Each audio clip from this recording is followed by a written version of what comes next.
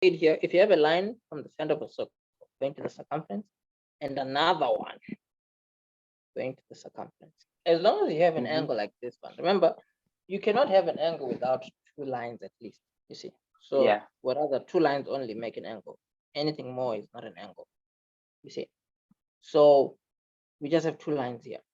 They have made this angle. This could be O1, the other side could be O2, it doesn't matter. But this is an angle. Now, this angle can be subtended by the line, by the angle, by the points. Let's call this arc FE or FG rather. So the arc FG is subtending the angle O. You see, O is subtended by FG. Now, if you have another line subtended by FG, let's do it like this.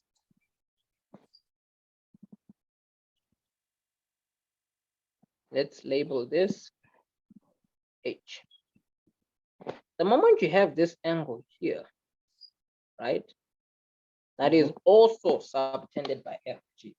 The law says if angle at the center is subtended by, if the in simple words, right, an angle at the center is double the angle at the circumference if they're subtended by the same arc or chord.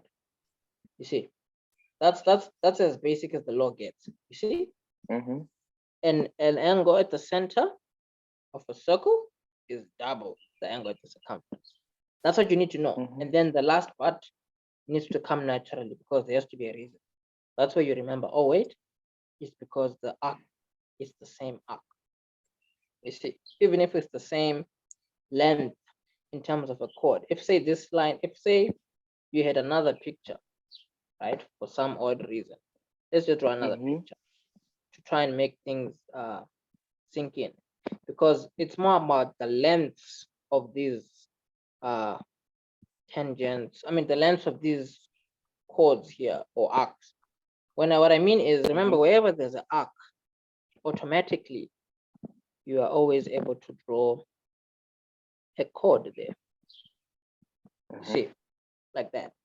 So if I can make life a bit, I don't know how this is gonna come out, but what I'm trying to say is, if you still had, let's say, F here, G here, right? I just want to make a point here.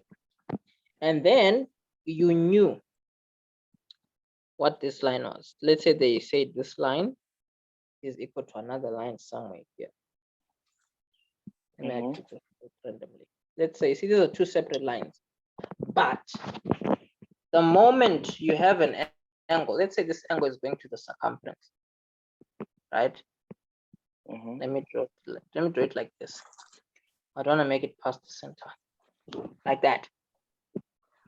As long as this angle is here, right? And this one is at the center, right? Automatically, as long as these are equal in length, let me actually put another letter here, because the one here is G, F, G.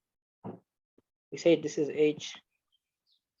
Let's say this is I and J and O. So if you look nicely, because F and G, because line FG is equal to IJ, automatically it means that the one is double that one. You see, because the law, it's all about the chords being equal, just like this law. As long as the chords are equal, the angles are equal. They don't necessarily have to be the exact same one. Same with this law. It doesn't have to be the exact same chord. The length just has to be the same. So this angle can be subtended by a specific chord and this one a specific chord. But the moment the chords are the same, then this one is double that one. You see, that's what the law says. We can now write it out. You see, here, an angle at the center of a circle. Let's do it like that. Which color can I use here? This one. An angle at the center of a circle, an angle at the center of a circle is double. Keyword here, double. Is double. They're not the same. You see, it's double. It's double. The angle at the is double the angle at the circumference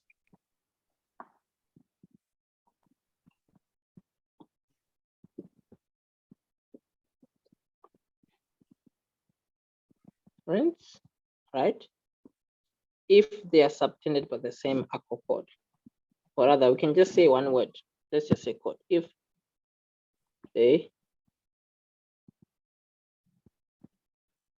they are subtended by the same arc / chord. And actually just do it here. Same arc / chord. Because as we already stated, you cannot have an arc without a chord. You cannot have a chord without an arc. They work hand in hand. You see, because a chord stretches from one point of the circle to the other. An arc curves from one point of the circle to the other. You see. So that's that. You see, that's the way to remember these theorems. You need to just know the keywords. This one says you have to have an angle at the center. So here I should actually highlight the word center. It has to be an angle at the center of a circle, and then it is going to be double the angle at the circumference. You see, I should actually only highlight center, double, circumference. You see, center, double, and circumference are the keywords for this theorem. There has to be a center of a circle. There has to be, as long as there's a center of a circle and you have the two angles being subtended by the same arc or chord, it means that one is double, the other one is half. That's one thing you also don't want to forget about these laws. They work in reverse. You see, so when I say here vice versa, you see, vice versa. This is where most marks get lost unnecessarily. The forgetting it works backwards. It also means that if you have if let's say this angle is given, this one is double. If you have this one given, and this one is half that one. You see, that's all you have to remember. So if they tell you that this is 60, automatically you need to know that this is 120. You see, yeah. But if they want to be funny, they can maybe even give you this one. Maybe tell you it's like 240, and then they ask you what is h.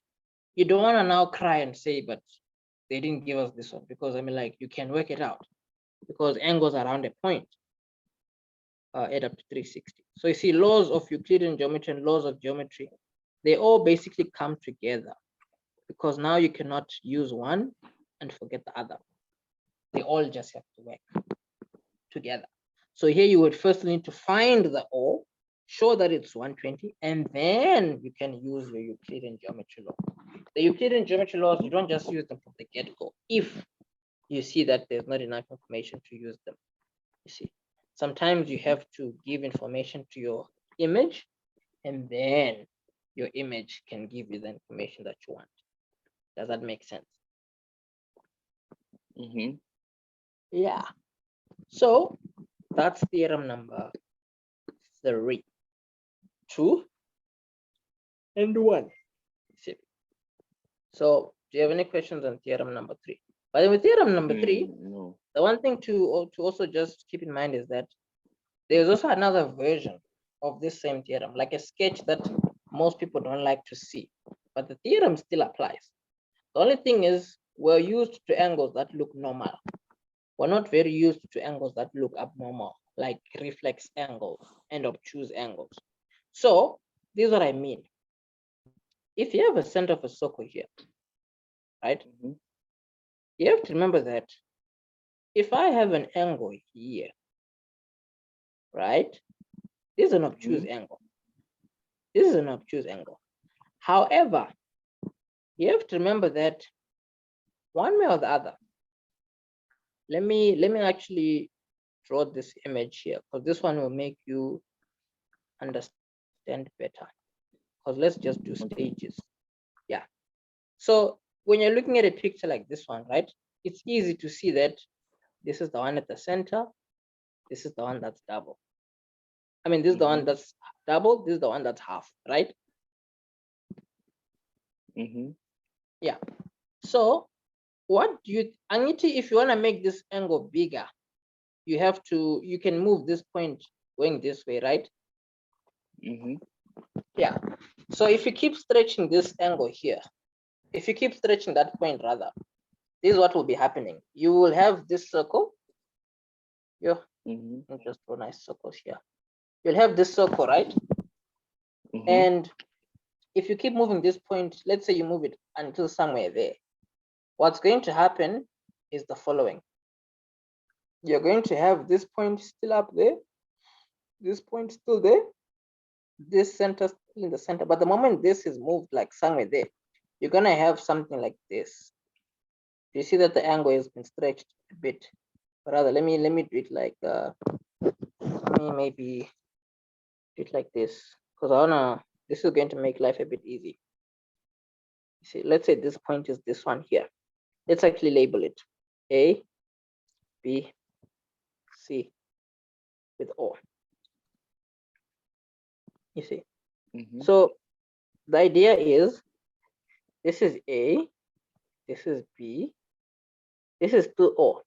But then if you move C a bit further along the circle, and it's maybe like somewhere here now, your angle is going to look like this. Do you agree?